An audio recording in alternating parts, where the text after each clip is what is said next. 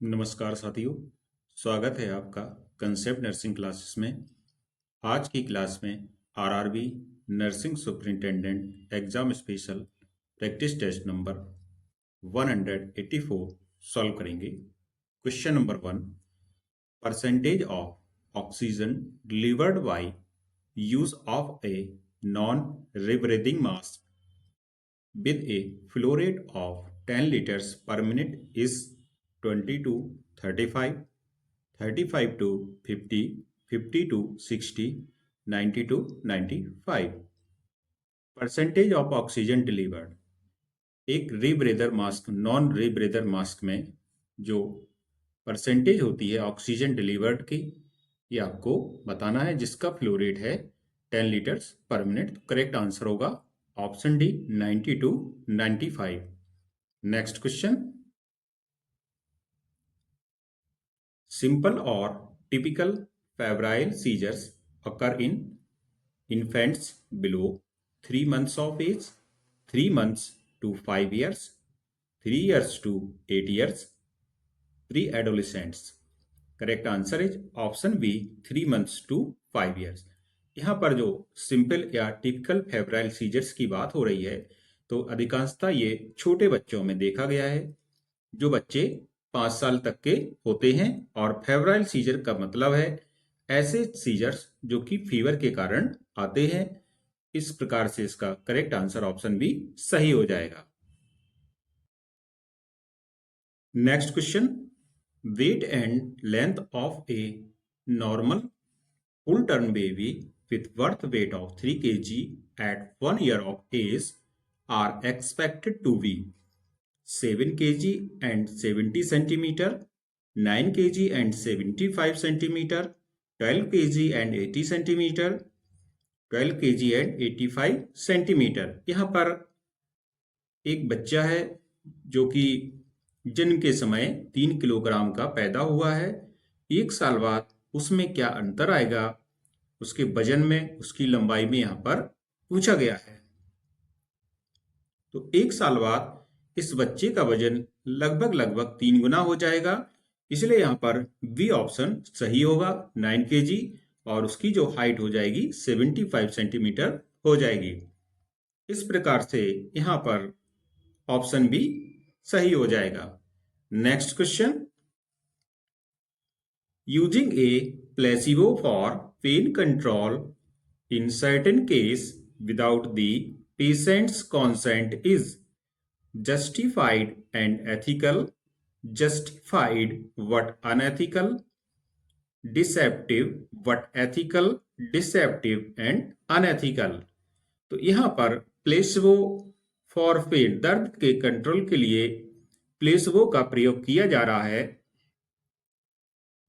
Placebo का मतलब होता है कि जैसे किसी पेशेंट को एक्चुअल ट्रीटमेंट न दे करके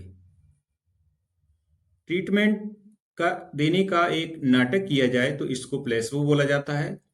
तो दैट इज डिसेप्टिव, आप धोखा दे रहे हैं, अनएथिकल है, इसलिए यहां पर डी ऑप्शन सही होगा।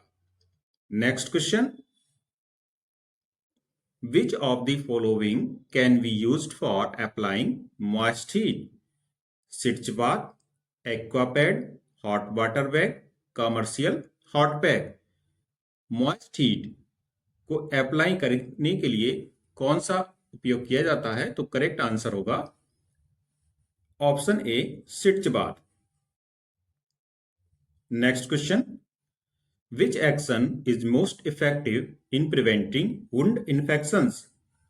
Using sterile dressings, suggesting dietary supplements, applying antibiotic ointment, observing careful hand hygiene. Correct answer is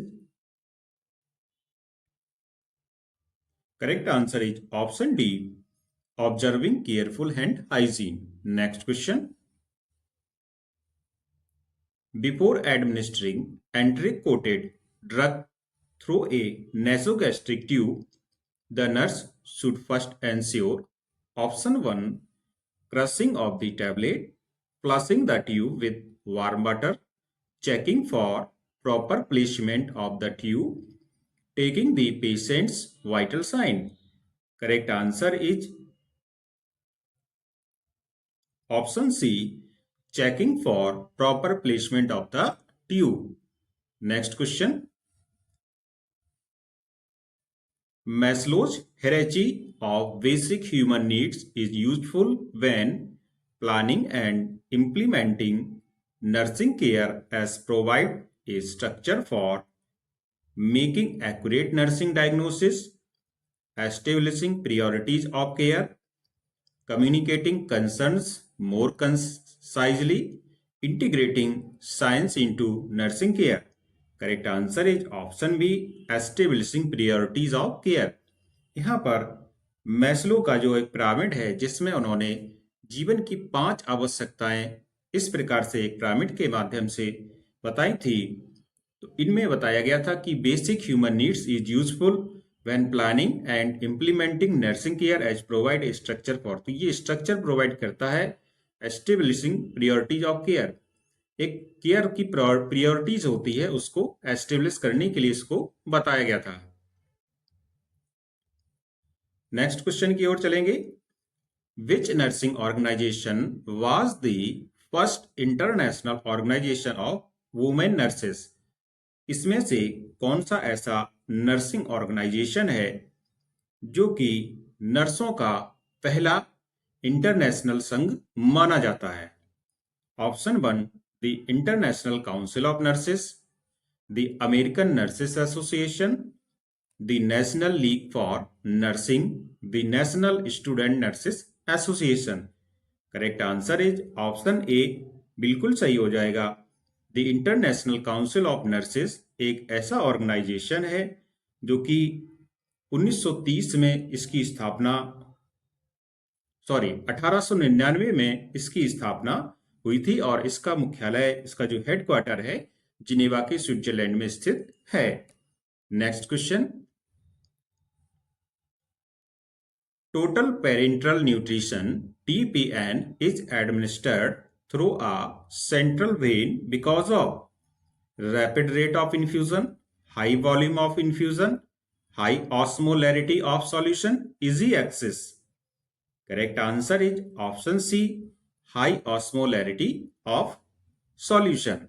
Next question. Gas gangrene is caused by Clostridium tetani, Clostridium perfringens, Clostridium difficile, anaerobic streptococci. Correct answer is option B, clostridium perfringens के कारण gas gangrene होता है। Next question की ओर चलेंगे।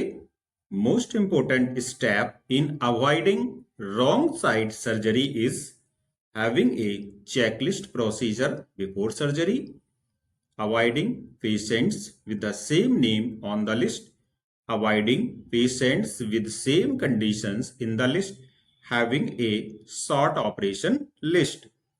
Correct answer is option A, having a checklist procedure before surgery.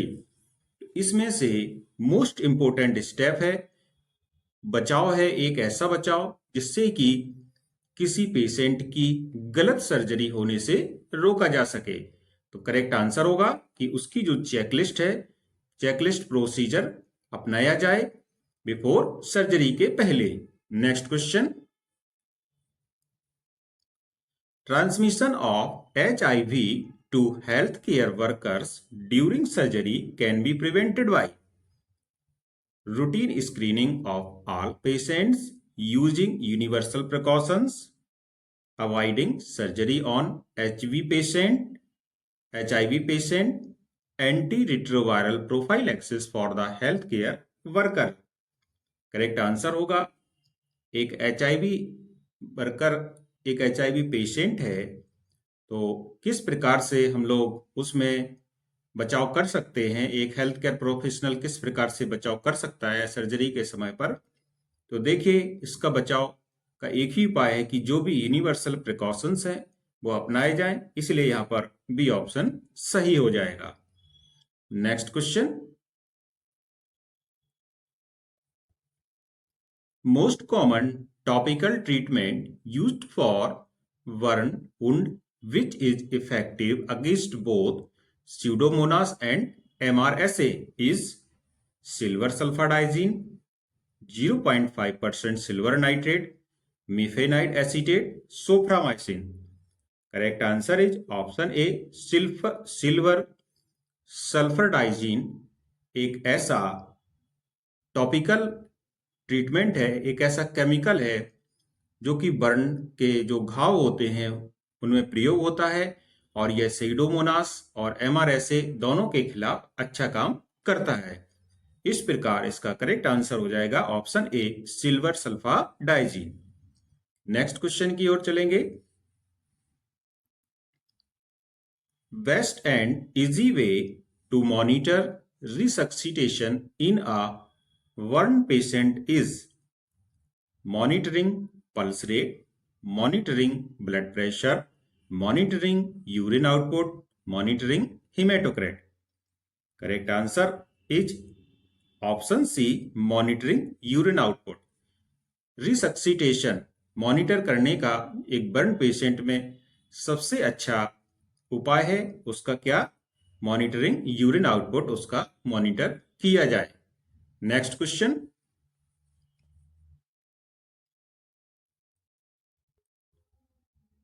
Next question की ओर चलेंगे।